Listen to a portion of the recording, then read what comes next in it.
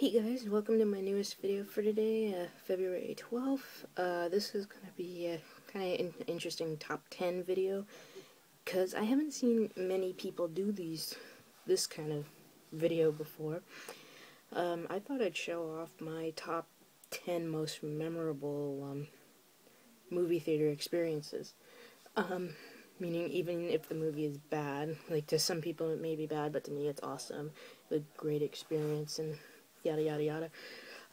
Because, like I said, I haven't seen anybody do this, and I'd like to see what everybody else's favorite movie experience was, either the film or how the crowd interacted, which is what a lot of these probably are.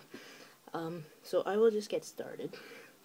The first one is on here because it was probably the most emotional experience I had in the theater.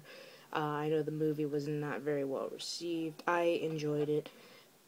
Looking forward to the new one this year, but it is 2006's Superman Returns, and anybody who knows me probably knows the backstory for this.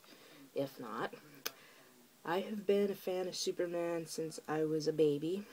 Superman, the very first one, was the first film I ever saw at 7 months old, so naturally it was Christopher Reeve was my very first childhood hero, the actor and the character. I never got to see any of the Superman films. 1 and 2 were made before I was born, and never got to see the third or fourth one.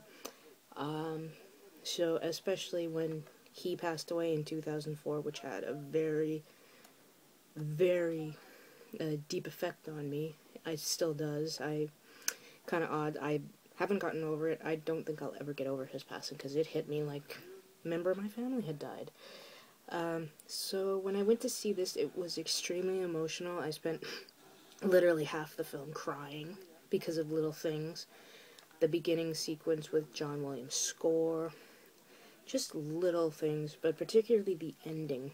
I was sitting there sobbing, because my favorite moment in Superman was, of course, the fly over the earth and look in the camera and smile.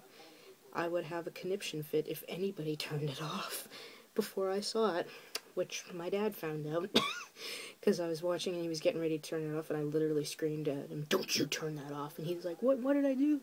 And my mom went, "You haven't learned yet, have you?" He's like, "What?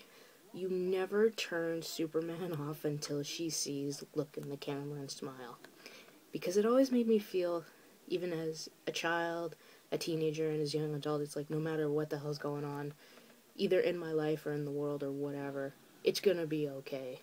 So it was not exactly the best film viewing experience, but probably it would be memorable because it was extremely the most emotional. Hopefully I don't have to go through that again anytime soon. So there we go, number 10, Superman Returns. Number 9 will be very interesting, because I've been going to see movies in the theater since 1982. This was the very first epic film I'd seen, and I mean like long and all that, kind of like how Gladiator or Lawrence of Arabia is. It's very interesting because this has been out for 16 years, and a lot of people I've talked to consider it a cult movie, and I'm like, before Avatar came out, well, obviously I just gave it away, but that's okay. How did the highest grossing film and the winner of 11 fucking Oscars, including Best Picture, become a cult film? That, of course, is 1997's Titanic, which I wanted to see because I'm a huge fan of James Cameron. I grew up watching him, and Leonardo DiCaprio is one of my favorite actors, but it was a huge, epic film, for the fact that, like, nowadays $200 million movies are the norm. Well, this was the one that did it first, and the first one to get over $1 billion, which also is the norm now. But it was epic, just on a huge scale. And my dad skipped work, and I skipped school because it was the last day before Christmas holidays. We went to see Tomorrow Never Dies and this being the most enjoyable out of the two, though. I got to go see both films. I saw this 3 times in the theater. Actually, I saw Superman Returns 3 times as well. But it was that, like, I already knew the ending. I knew one of the main characters was going to die, so it didn't emotionally affect me, but it was just so epic on the scale of the costumes, the sets, the score, everything, and I just love the movie. I mean, it's my third. I proudly admit I love this movie. Even it's probably one of the few romantic films I will watch, and it's actually my third favorite film of all time. I proudly admit it's in my top 10. I don't care what anybody says. I love this film. It is so epic. So there we go. Number 9, Titanic. Okay, now this is the weird one. I have a few weird ones. This one is on my list because I have been a fan of the character since I was 4. I saw my first film when I was 4. I saw the American remake in 1998, and I don't like that film. I mean, it's not my hero. So when they announced they were doing this and gonna put it in theaters here, I went apeshit, and I mean, just fangasmed right out. Especially to the 19-year-old who finally got to see one of her greatest heroes on the big screen in August of 2000. And that, of course, is Godzilla 2000. I had only about 7 people in the theater, 2 of them being my parents and myself. 3 of them. I had so much fun with this because, Godzilla 1985 was the first one I saw, and I have been a Godzilla fan now for 28 years. I love the character. I love everything about it. It is so cheesy. And of course, that's how he should look. He's a dinosaur, or best known as the man in the rubber suit, which is what we love about this film.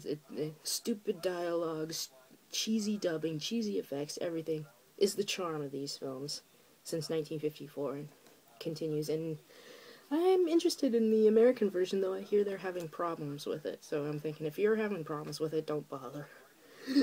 But yeah, I only got to see this once in the theater because it was basically in and out in a week. It didn't even break the top 10 in the American box office. But if you had the chance to see this in the theater, you were in for a treat. It was fun and enjoyable, and it was so kind of stuff for me.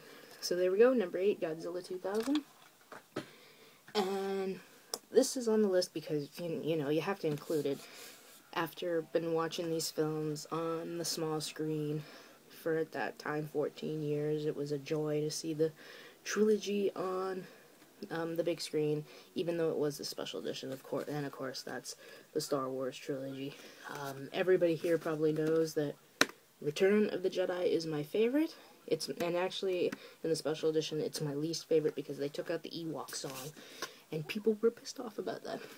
But to see this on the big screen after 14 years of watching them was awesome. I had Phantom Menace because that was one of them, but I opted out for this one. Though going to see Phantom Menace in the theater was pretty special. But it was the original trilogy after 14 years. It was so much fun.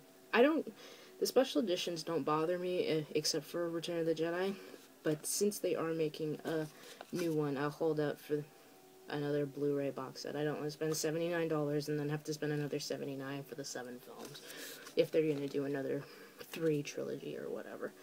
So there we go. Number 7, the Star Wars films.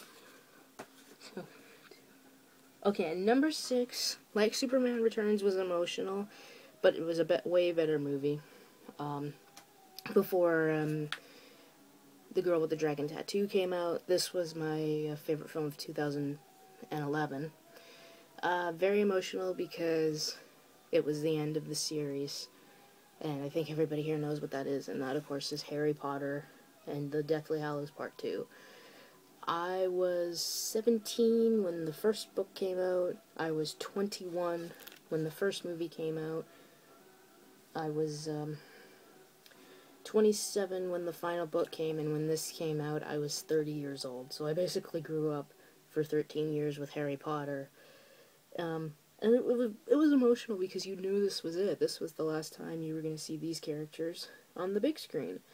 And when it got to the epilogue, the minute it said 19 years later, the tears started flowing, and then the last minute, it was the sobbing, and you could hear other people sob, which was kind of funny because I went to see this in IMAX 3D, and with the glasses it was irritating my eyes while I was crying.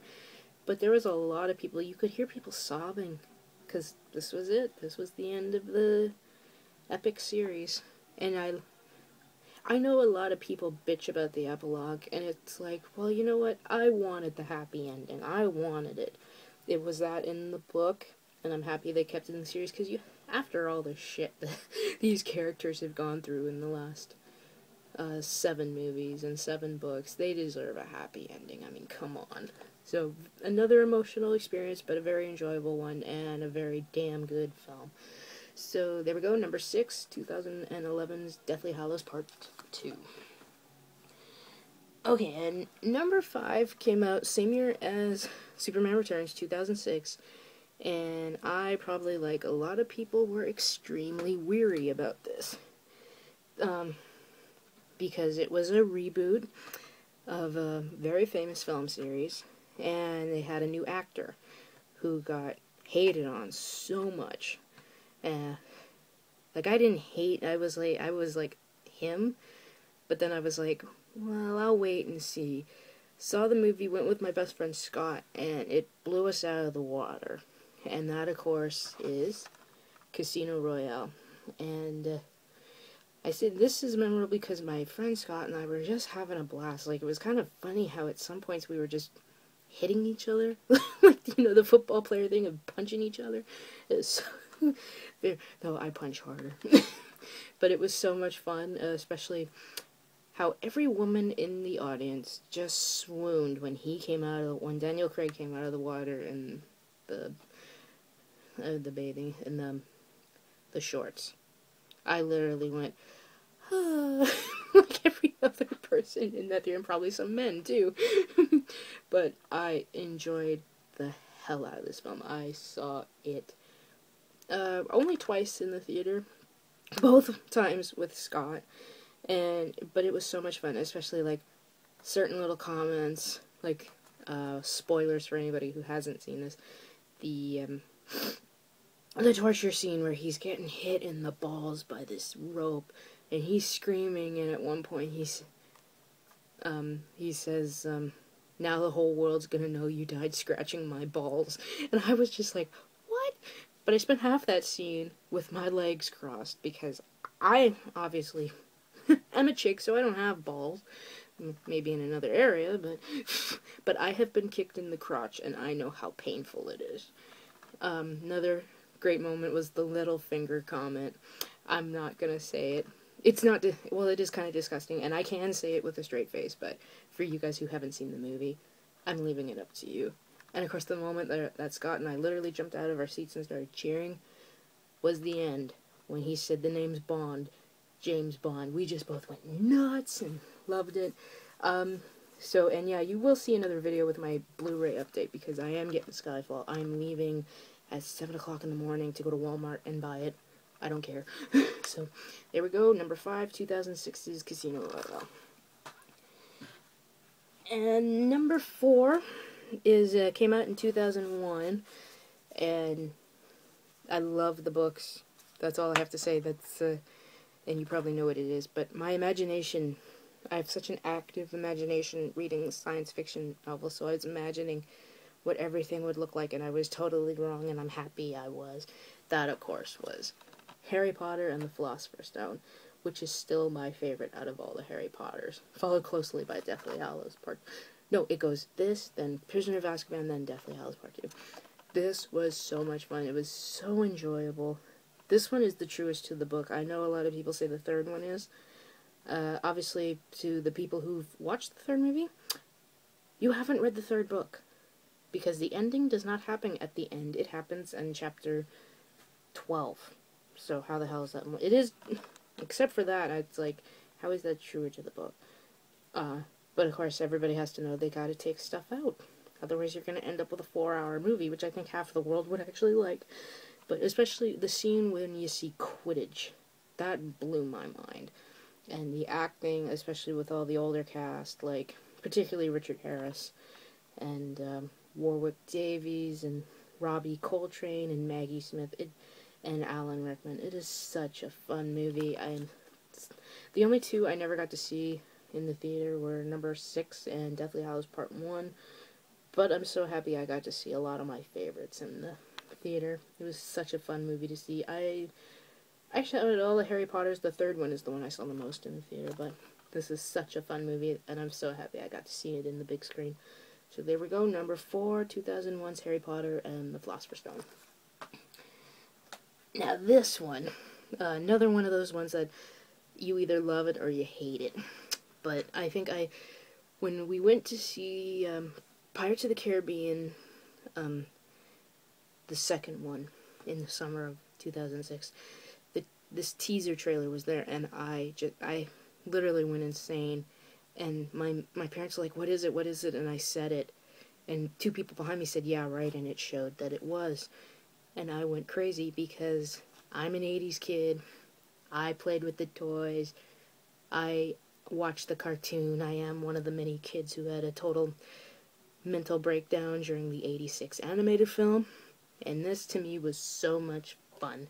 And that, of course, is 2007's Transformers. I had the toys. I had watched the cartoon. And when, in the animated movie, he died 20 minutes in, almost every parent had to physically take their child out of the theater because we were just crying. But this was so much fun. And I know a lot of people hate it, but I'm one of the people who love this film. I saw it 4 times in the theater, the last time in IMAX. And I've always loved Michael Bay's movies. The best scene is, of course, the arrival of the Autobots. The particular moment when you see the robot on the hill and then you see the semi pass by, and then you see the robot transform into the semi, and everybody knew who that was, and we were all like, oh. And then when the semi rode up to Shia LaBeouf and Megan Fox and then transformed, even with the loud music and sound, you could hear a pin drop. Nobody made a sound. And then when he leaned into the 2 actors and said, are you Samuel James Witwicky, the descendant of Archibald Witwicky? He's like, yeah, my name is Optimus Prime. And the whole theater just went crazy. And mostly because a lot of you guys might know that the actor who voiced Optimus was the guy who played him in the 80s cartoon, which made it even so sweeter. But I had so much fun with this movie, and Bumblebee actually became my favorite character, and he was not my favorite character in the cartoon, because I was like a Volkswagen Bug. What? But the fact that they changed him into a Camaro made it more fun. And it is like that really cool, well, mostly because it's done by Spielberg, there is that really neat E.T. Elliot aspect between Bumblebee and Sam. But I love this movie. It's not a guilty pleasure. I proudly admit I love it. It's in my top 100, so I enjoy the hell out of it. Not so much the sequel, and I still haven't seen Dark Side of the Moon. Is that what the hell it's called? Dark Side of the Moon? I don't know. The Pink Floyd album, as I call it. But this is my favorite. I can't go wrong. It's just a fun movie. So there we go. Transformers from 2007. Okay, and this one, I think a lot of people thought it would be number 1, but it's actually number 2. Saw the first teaser in January 2008 when I went to see Cloverfield, and had a massive fangasm over that, though I think half the people didn't know what the hell it was. It got pushed back to May of 2009, and thank God it did. They had more time to work on it, and it became probably the biggest surprise to us fans of the epic series, and just surprised the hell out of Hollywood. And that, of course, is J.J. Abrams' awesome reboot of Star Trek, which almost everybody here knows. I have been a Trekkie basically all my life, since 1982 when I saw Star Trek II: The Wrath of Khan. I went in, Scott and I went to see this, and we were both worried. We're both Trekkies, but we're like, oh, Jesus. But, it, to me, not only met my expectations, but very much exceeded them. I thought the entire cast was fantastic, without really imitating their roles, well, except one, but he had to imitate, and that was Carl Urban, because you can't play Dr. Leonard Bones McCoy without being like DeForest Kelly. I loved everything about this movie. You do get little homages here and there, which I think you need to put in. Happy they brought in the character of Captain Christopher Pike, who was in the unaired pilot called The Cage, played by Jeffrey Hunter back in the day, played by another Canadian, so we've had 2 Canadians play captains on Star Trek. Bruce Greenwood, and I thought, like, particularly Zachary Quinto, because Spock is my favorite character. I was like, this guy better nail it, or I'm gonna be pissed. They all better nail it.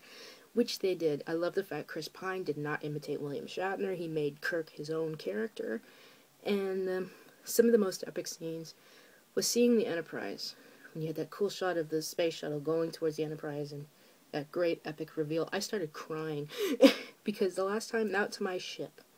It may not exactly be my ship, but it's my Enterprise. And the last time I saw that Enterprise on the big screen was in 1991. And of course, the one moment that made everybody cry was seeing Leonard Nimoy. That was just, everybody cheered, everybody cried, and especially when he said what's probably one of the greatest lines in Trek, which is, "I have been and always shall be your friend," which is from Star Trek 2. Loved everything, and I got so giddy seeing Chris Pine in the yellow shirt at the end. I just thought that was epic. Everything about this is epic. Even my dad, who's been a Trekkie since the 60s, he loved it. My mother loved it, which I think shocked the hell out of me because I made her watch 2, 3, and 4 the most. Because she loves Simon Pegg and Carl Urban. She loves both, because also Bones was her favorite character. And I think everybody here knows, Into Darkness, which comes out May 17th, is my most anticipated film of the year. I want to see which character Benedict Cumberbatch is playing. Though I'm more the way he's playing a character. Though they said his name is John Harrison, to me the character is more of a character named Gary Mitchell, shown in the original series episode Where No Man Has Gone Before. So, there we go, 2009's Star Trek. So what the hell could be number 1? I know some people are probably thinking maybe Jurassic Park, because I have stated that is the last greatest film of my childhood. That's not it. It's a movie I saw when I was 15 years old. Oh, excuse me, came out November 17th, 1995. And one that I think half of, not just myself, but I think all the world was waiting for. We were just so anticipating this movie. I had been a fan of the film series since 1985. Never saw any of the films in the theater until this one. And it just blew my mind. I saw it 7 times in the theater. I would say the second time was the most memorable. The first time there was only like a couple people there, but the second time I went to the night showing with my father, full house, just the cheering and the screaming, and I got into that mode.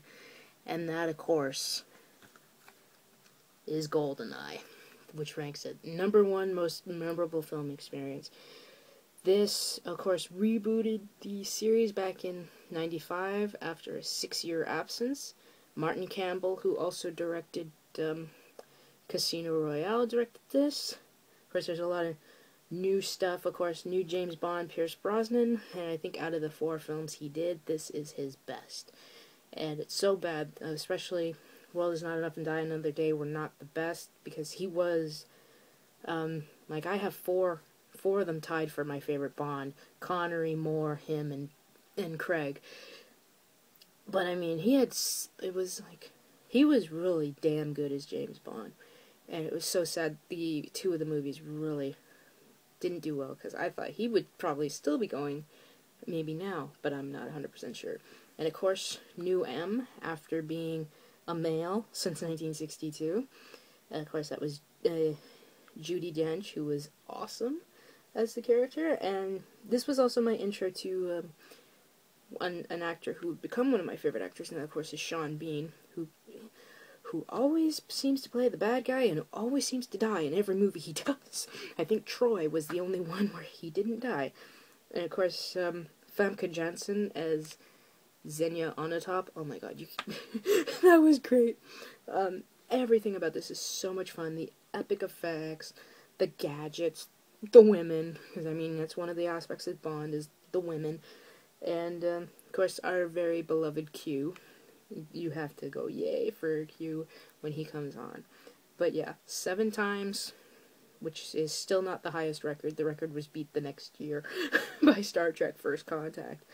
But it was absolutely a fun movie, most memorable film experience I ever had, even to this day with some of the other films I've seen, like The Avengers and Skyfall and all that.